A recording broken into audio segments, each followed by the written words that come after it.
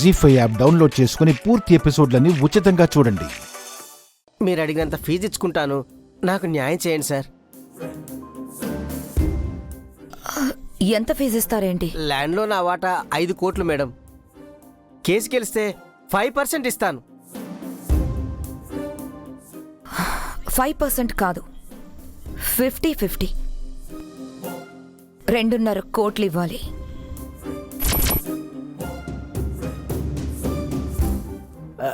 అది మరీ పెద్ద అమౌంట్ మేడం. మా ఆయన ఈ కేసు వాదించకపోతే మీరు మొత్తానికి మునిగిపోతారు. అలా అంటారా? సరే మేడం, ఎలాగైనా కేసు గెలిపించండి. మీరు 2.5 కోట్లు మీకు ఇచ్చేస్తాను. ఓకే, రేపే కోర్టులో కేసు వేద్దాం. ఇక మీరు నిశ్చింతగా వెళ్ళిరండి. థ్యాంక్ యూ మేడం, వస్తాను సార్. పొద్దున్నే 2.5 కోట్ల కేసు వచ్చింది ప్రసాద్. జాక్పాట్ కొట్టేశాం. ఏమైనా ఈ కేసుకు అంత ఫీజు ఎక్కువ కదా భువనా? ఏంటి ఎక్కువ? 5 లక్షలు పెట్టి ల్యాండ్ కొని 10 కోట్లు లాభం పొందాడు. మనం కూడా లాభం పొందాలి కదా. అరే, బ్రీఫ్ కేసు మర్చిపోయాడే. అయ్యో, ఇవి పట్టుకో, వెళ్ళి ఇచ్చో.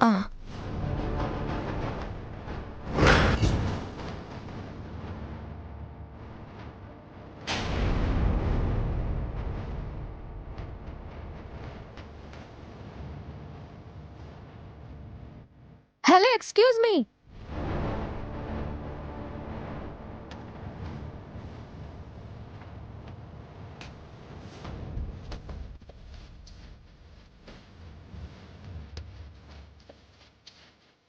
ఎవరండి మీరు? ఏం లేదమ్మా. వెనక ముందు చూసుకుంటూ వెళ్తున్నారు. ఎవరండి మీరు? ఏం లేదమ్మా, ఊరికే. ఊరికేనా? అసలు ఎవరు మీరు? అది ఏం లేదమ్మా, ఏం లేదు. ఎవరంటే ఏం లేదంటారేంటి?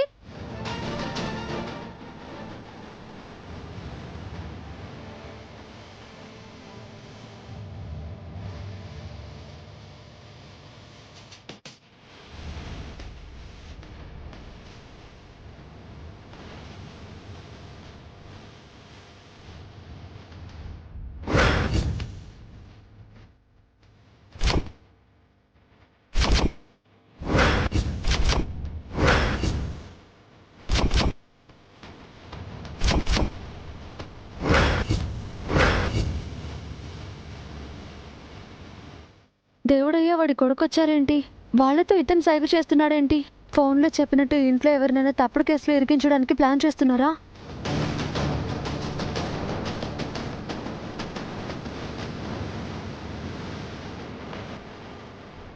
మావయ్య గారు, ఎక్కడికి వెళ్తున్నారు? ఎక్కడికి వెళ్తే నీకెందుకులే. అది కాదు మావయ్య, ఏందాక ఇంటికి వచ్చిన మనిషి ఎవరు? నా క్లయింట్ ఒకతను వచ్చాడు, బ్రీఫ్ కేసు మర్చిపోయాడు, ఇద్దామని వెళ్తున్నాను. అతను క్లయింట్ కాదు మావయ్య, అతను ఆ దేవుడయ్యే మనిషి. నీకు అందరూ దేవుడయ్యే మనుషులాగే కనిపిస్తారు. అది కాదత్తయ్య, ఆ దేవుడయ్య కూడా బయట ఉన్నాడు. నిన్న నాకు కాల్ చేసి మన ఇంట్లో ఎవరినైనా తప్పుడు కేసులో ఇరికించి జైలు పాలు చేస్తానని వార్నింగ్ ఇచ్చాడు. మీరెవరూ బయటకు వెళ్ళకండి. నిన్న వార్నింగ్ ఇస్తే ఇప్పటిదాకా ఎందుకు చెప్పలేదు?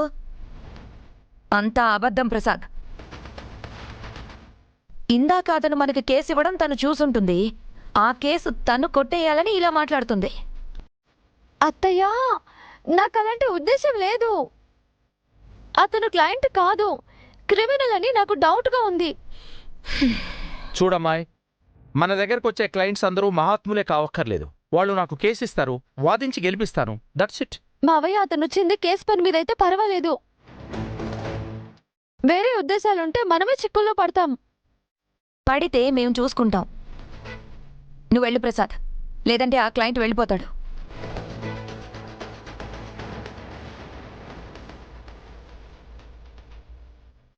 అయ్యో, వీళ్ళెంత చెప్పినా వినట్లేదే. ఈ విషయం ఆయనతో చెప్పాలి, వెంటనే చెప్పాలి.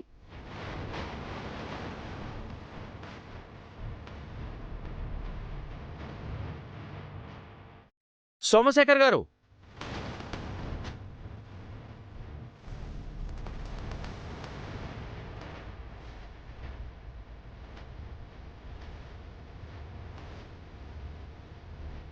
మీ బ్రీఫ్ కేసు మర్చిపోయారు.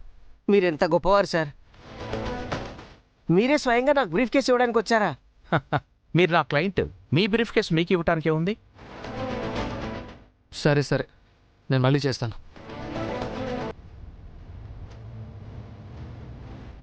హర్ష, అమ్మా. కాఫీ తీసుకోమ్మా.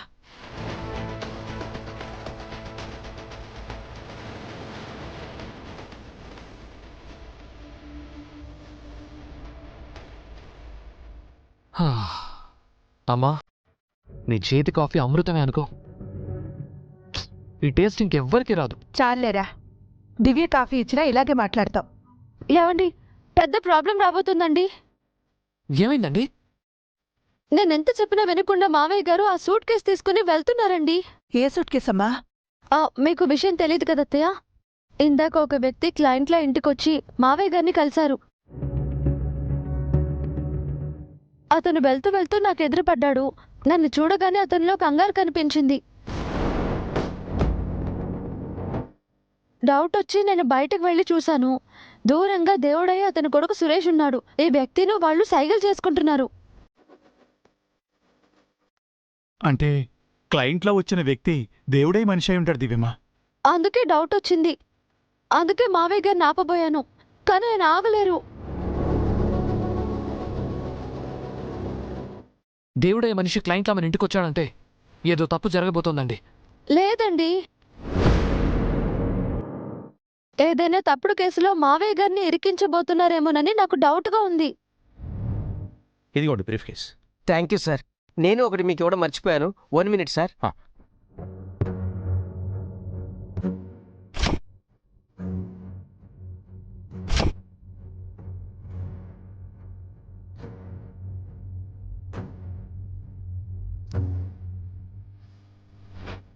నిన్ననే తిరుపతి నుంచి వచ్చాను. ప్రశాంత్ తీసుకొచ్చాను, తీసుకోండి సార్.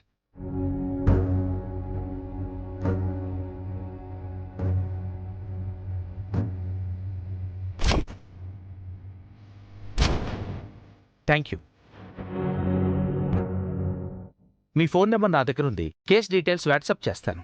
అలాగే సార్, టచ్లో ఉంటాను. Thank you.